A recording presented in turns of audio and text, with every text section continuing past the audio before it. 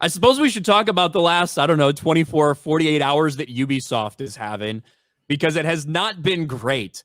You know, we knew that something was up when at the Tokyo Game Show, right before Ubisoft was supposed to make an appearance and make their presentation, where probably if you have a game set in Japan, might be a great place to make a presentation at the Tokyo Game Show.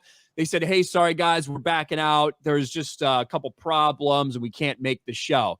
People thought that was a little strange. And then when they canceled all of the press previews for Assassin's Creed Shadows, which was set to be released in 6 or 7 weeks, you thought, okay, something's up. Are they actually going to delay Assassin's Creed Shadows, this game that's been through so much controversy and so many talking points, stuff like this? They did exactly that. 24 hours after that, while the rumors were swirling, Ubisoft makes the announcement, Assassin's Creed Shadows officially delayed until Black History Month. Assassin's Creed Shadows will now release February 14th, 2025. That's kind of a birthday present to me, Jeremy, because I think the original release date was on my birthday. So I was not looking forward to that being associated with my birthday. Well, now they moved it to Valentine's Day. Fuck Valentine's Day. Doesn't really matter what you do on that holiday. But yes, they've officially delayed this. And that tells me that there's probably a lot of technical problems with the game. And after the failure, the miserable disappointment that was Star Wars Outlaws, I feel like they can't launch another broken game the way that happened. But I just don't know if you're going to be able to change enough in 3 months. You're not, because the problems aren't solely based on the technical problems that people have with Assassin's Creed Shadows. It's about the story that they're trying to tell, the motivation surrounding it, and the reaction we've gotten from the gaming community. That's not going to change in 3 months. No, it's not. And you know, they're in full on panic mode right now. They're in full on panic mode. I'm not sure what they think is going to happen over the next several months to change the perception of all of this. Yeah, as a matter of fact, that's what I just had pulled up too, where the CEO is basically like, not trying to push any specific agenda. Isn't that the whole thing we've been talking about for years about what gaming companies and studios and entertainment properties should be doing? But we were told we were toxic and racist for saying that, yeah, they shouldn't be taking a position on anything and pushing agendas in either direction. They should be wanting to tell a good story, develop good characters, make good games, make good movies, make good shows. And that's like, based on, again, I know we're only one episode in, but I saw no agendas or anything within the Penguin. It was just a good fucking show with good characters and a good story so far, built in the, set in the Batman universe. That's all it takes. We're not looking for like the greatest thing ever made. It's simply put, just stop with your bullshit. But Ubisoft is really panicking right now, is what it seems. Yeah, and they probably should, right? This is the same type of rhetoric we heard from Disney a few years ago when they were just under so much fire for everything that was happening. The company's goal is not to push any specific agenda, and then Park Place points out, despite the company's website saying otherwise. and now it's led to Ubisoft's board of investors launching an investigation into what's going on, why the company's struggling so much. This is after you had a call to action from investors, granted minority investors, just a few days ago, where they said, hey, something has to change here because you should be getting much more return than you're getting. You have disappointing sales numbers. You have disappointing games that are out there. The CEO needs to go and this entire company needs to be upended. That's what we heard like a week or two ago from Ubisoft investors. And now the board is launching an official investigation. They are in full-blown panic mode, and they probably should be. Because unless you delay this game 2 years or 3 years instead of 3 months, I don't really see how the narrative surrounding it changes. And they've refunded everybody's pre-orders and shit like that.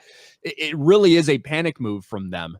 And, now they're going to have to go up against another game that's set in Japan in 2025 in the Ghost of Yotei. We'll see how that goes. I think there's a lot more positivity surrounding that, despite there being controversy about that game as well, than there is about Assassin's Creed Shadows. What's weird is speaking of Ghost of Yotei, and we'll see how that ultimately does play out, because there is a lot more positivity with that game versus this, and it could have an impact on Assassin's Creed Shadows. My video talking about Ghost of Yotei, that's like one of the worst dislike ratios I've had in a long time. It's like 87%. And I'm like, what the fuck? I'm actually like, I'm not calling it woke. But my thumbnail makes it look like I am. So I'm wondering I don't know. I don't know why. I don't know if people are mad because they think I'm calling it woke, or they're mad because I'm not calling it woke, which is a good thing, because I have no idea, because my thumbnail does make it look like I am calling it that. But in reality, I don't think the trailer looked like it was woke at all.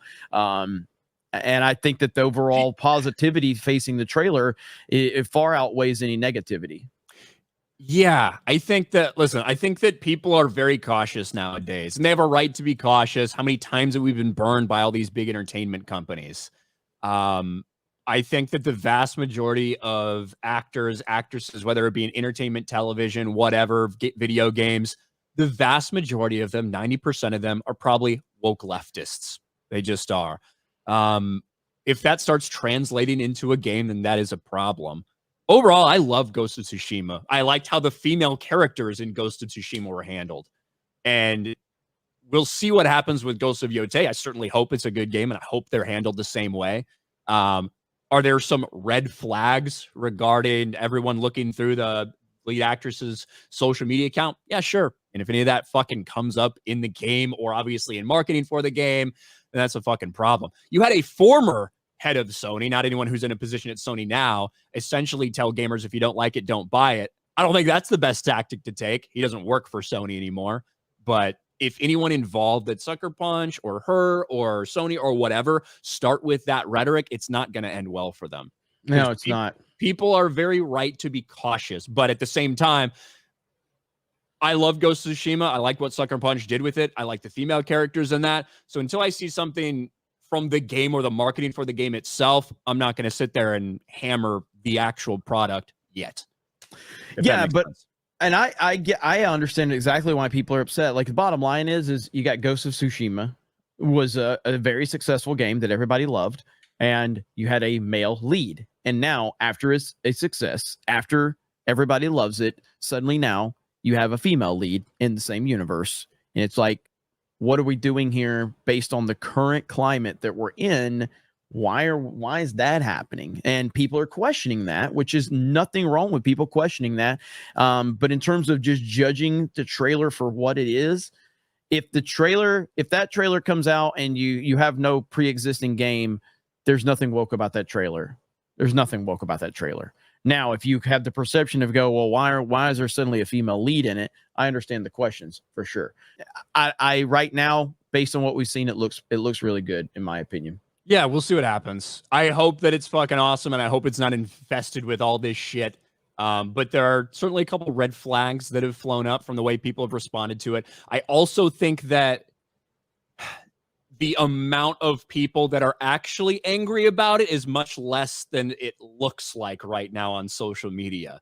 When you go and look at that trailer, we talk about this all the time. You look at these ratios, overwhelmingly positive. I think when I checked, there was like 200,000 likes and like 10,000 dislikes or something. That was after one day of its launch. Who knows where it's at now? Yep.